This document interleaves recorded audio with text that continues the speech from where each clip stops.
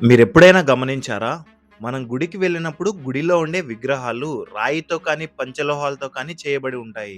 కానీ నేనిప్పుడు చెప్పబోయేది 9 రకాల విష పదార్థాలతో చేయబడిన ఒక దేవుడి విగ్రహం గురించి. ఆ గుడి ఎక్కడో లేదు. తమిళనాడులో దిండుగల్ జిల్లాలో ఉన్న పళని క్షేత్రం. ఆ 9 రకాల విష పదార్థాలతో చేయబడింది మరెవరిదో కాదు. సాక్షాత్తు ఆ సుబ్రహ్మణ్య స్వామిది. కానీ అన్ని విష పదార్థాలు వాడి ఆ విగ్రహం తయారు చేయడం వల్ల మనకు ప్రమాదం కదా అని మీకు డౌట్ రావచ్చు.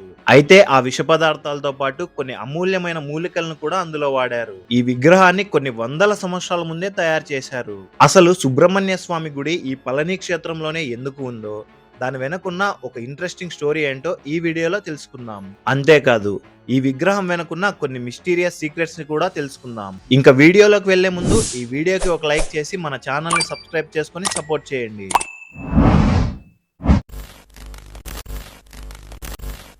ఈ కథ కైలాసంలో మొదలవుతుంది. నారద మహర్షి ఒక అరుదైన జ్ఞానఫలాన్ని శివుడికి ఇస్తాడు. ఆ పండుని కోయకూడదు, కేవలం ఒక్కరు మాత్రమే తినాలి. ఇంకా వినాయకుడు, సుబ్రహ్మణ్యేశ్వరుడు ఇద్దరు ఆ పండుని కావాలనుకుంటారు. అప్పుడు శివుడు వాళ్ళిద్దరికి ఒక పోటీని పెడతాడు. ఎవరైతే ఈ విశ్వాన్ని 3 సార్లు చుట్టి ముందుగా వస్తారో వారికే ఈ పండు దక్కుతుందని అంటాడు.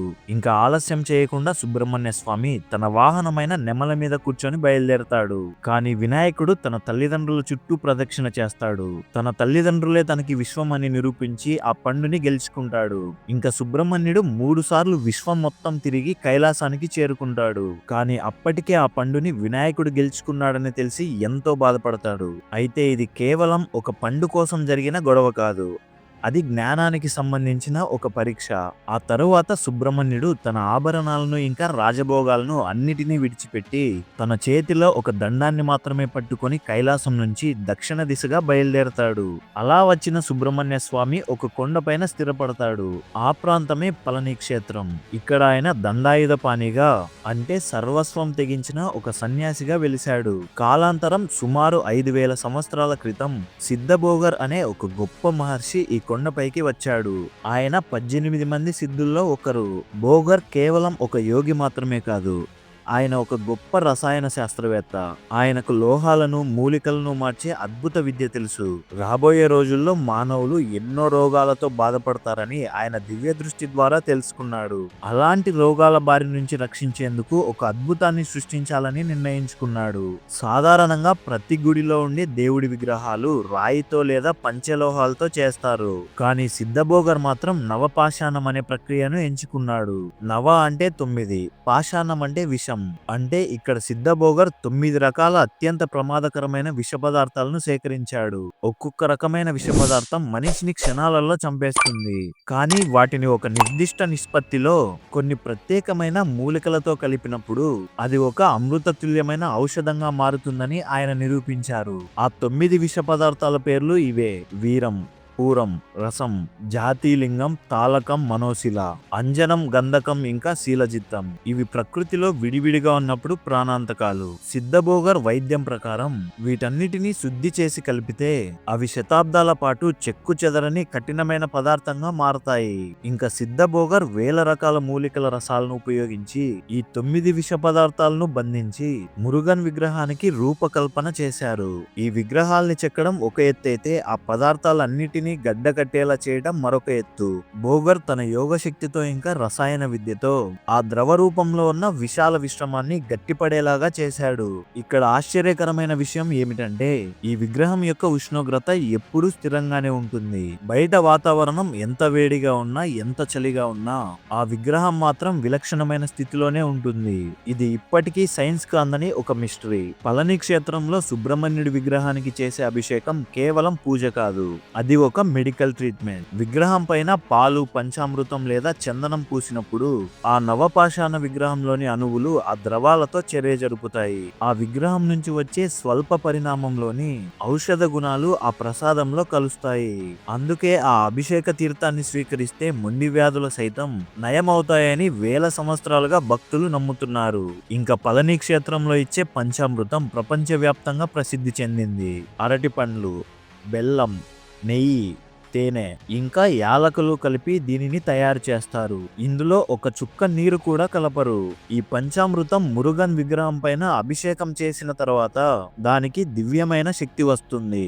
ఇంకా ఇక్కడ విచిత్రం ఏమిటంటే ఈ ప్రసాదాన్ని ఇంటికి తీసుకొని వెళ్ళిన తర్వాత ఫ్రిడ్జ్ లో పెట్టకపోయినా ఎన్ని నెలలైనా పాడవ్వదు. దీనికి 2019లో జియోగ్రాఫికల్ ఇండికేషన్ ట్యాగ్ కూడా లభించింది. ఈ ఆలయానికి నైరుతి దిశలో బోగర్ సిద్ధుడి సమాధి కూడా ఉంటుంది.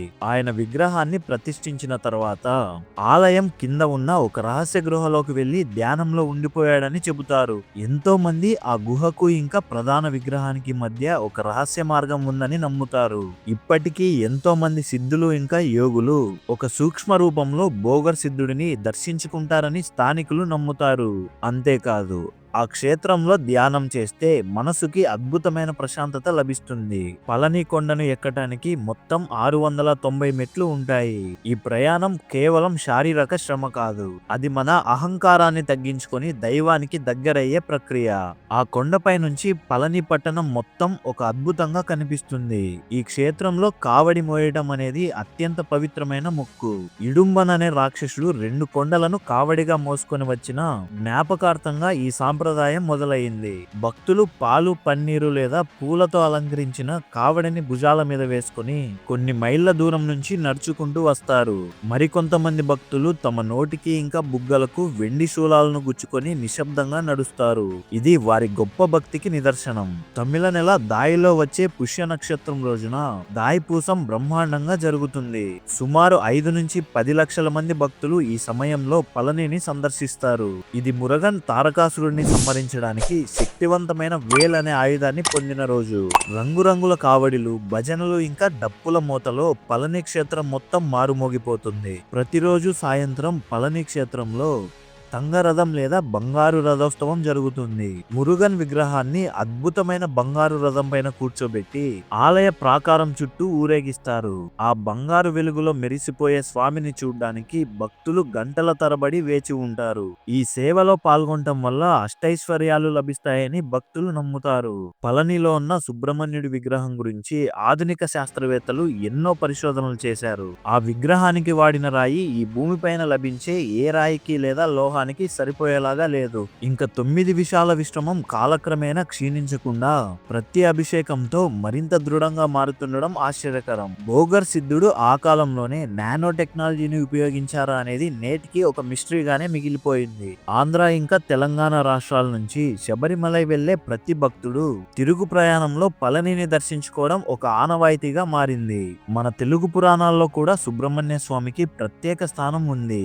పళనిలో తెలుగు మాట్లాడే భక్తులు పెద్ద సంఖ్యలో కనిపిస్తారు. మన తెలుగు రాష్ట్రాల్లో ఉన్న మోపిదేవి లేదా స్కాందగిరి ఆలయాల లాగే ఈ పళని క్షేత్రాన్ని కూడా తెలుగువారు అత్యంత భక్తితో కొలుస్తారు. ఈ కొండ కింద ఉన్న మార్గంలో ప్రదక్షిణ చేయడాన్ని గిరివల్లం అని అంటారు. సుమారు 2.5 కిలోమీటర్ల ఈ మార్గంలో నడవటం వల్ల మన శరీరానికి ఎంతో ఉత్సాహం వస్తుందని నమ్ముతారు. ఈ మార్గం అంతా సిద్ధులు నడుస్తూ ఉంటారని, వారిని మనం సామాన్య మానవుల రూపంలో చూడొచ్చని చెబుతూ ఉంటారు. ముఖ్యంగా అరుణాచలంలో చేసే గిరి ప్రదక్షిణ లాగానే ఈ పళని క్షేత్రంలో కూడా పౌర్ణమి రోజున గిరి ప్రదక్షిణ చేస్తారు. పళనిలో ఉదయం 6 గంటలకు జరిగే విశ్వరూప దర్శనం చాలా శక్తివంతమైనది. ఆ స్వామిని ఆ సమయంలో చూస్తే మన పాపాలన్నీ తొలగిపోతాయని చెబుతారు. రోజంతా ఎన్నో రకాల అభిషేకాలు జరుగుతాయి. ఒకసారి పాలతో, ఇంకొకసారి చందనంతో, అలాగే విభూది ఇంకా పన్నీరుతో ఇలా ఎన్నో రకాల అభిషేకాలు జరుగుతాయి. అక్కడ రాత్రి సమయంలో మురుగన్కు చేసే పల్లి అరై అనే పూజ చూడటానికి చాలా ప్రశాంతంగా ఉంటుంది. ఆ సమయంలో స్వామిని పడుకోబెట్టే ముందు చేసే మంగళహారతి మర్చిపోలేనిది. ఈ పళని క్షేత్రం మనకు ఒక గొప్ప జీవిత పాఠాన్ని నేర్పుతుంది. మురుగన్ అంతటి దేవుడే ఒక పండు కోసం అలిగి తనకున్న రాజ్యభోగాలను వదిలేసి ఒక సన్యాసిగా మారాడు. అంటే సౌకర్యాల కంటే ఆత్మజ్ఞానం గొప్పదని ఆయన నిరూపించారు. మనం కూడా మనలో ఉన్న అహంకారాన్ని ఇంకా కోరికలను ఆ కొండ కిందే వదిలేసి స్వచ్ఛమైన మనసుతో ఆ స్వామిని దర్శించుకుంటే నిజమైన ఆనందం లభిస్తుంది. ఫ్రెండ్స్, ఈ వీడియో మీకు నచ్చితే తప్పకుండా లైక్ చేసి మీ ఫ్రెండ్స్ అండ్ ఫ్యామిలీ మెంబర్స్ కి షేర్ చేయండి. మన ఛానల్లో ఈ ఫిబ్రవరి మంత్ మొత్తం శివుడి గురించి ఇంకా ఎన్నో మిస్టీరియస్ స్టోరీస్ గురించి తెలుసుకోబోతున్నాం. సబ్స్క్రైబ్ చేసుకొని నోటిఫికేషన్ బెల్ ని ఆన్ చేసుకోండి.